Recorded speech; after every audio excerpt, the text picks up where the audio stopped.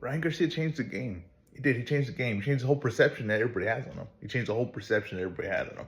But he changed the game. He changed what boxing was looking like it was going to, right? Boxing was looking like it was going to Devin Haney, Tank, that was the thing. And maybe it never happened. Weight classes were too different. And it was going to go this direction. And Haney was going to do his thing. And Tank was going to do his thing. But the whole thing got flipped.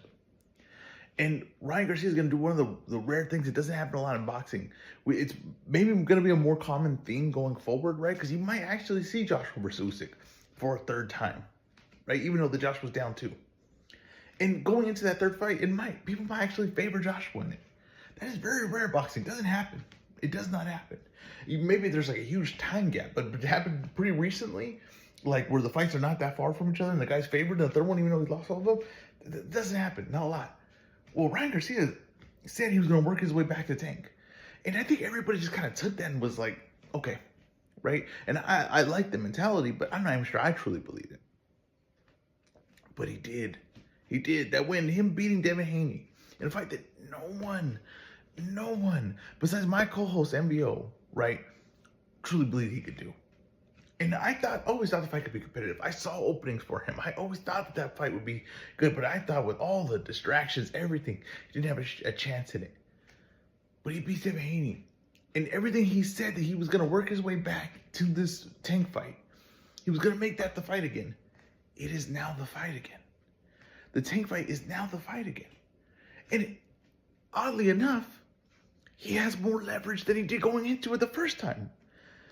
And now he is not going to be doing there's not going to be no things for the weight. If anything, Tank might have to move up to fight him. And people say, why would Tank do that? Because the money involved for this fight is humongous. Money will make anything happen in this sport of boxing. Tank might actually have to go to 147 to fight Ryan Garcia, a guy that he beat clearly in a fight that really wasn't competitive.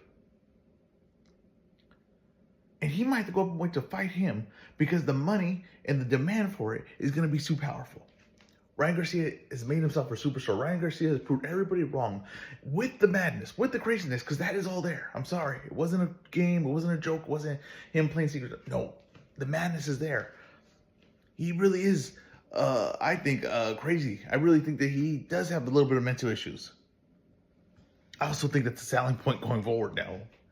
And I think that when they try to categorize him like a Sugar Ray Leonard, like a De La Hoya, like a Floyd Mayweather, they try to put him like in that box. He, in reality, was more of a Mayorga. He was more of a Maidana. He was more of a Carl Froch. He was more of a Max Baer. That's who he was. That's who he is. And what we seen today, and what we seen yesterday was a brawler. But we might have seen the most talented brawler of all time in boxing history. This dude is not going away. This wasn't a fluke. He did things in there that he's going to be able to repeat and do over and over again. He's going to be trouble for a lot of guys, and he may be trouble for Tank, especially if Tank's going to move up and fight him at full health.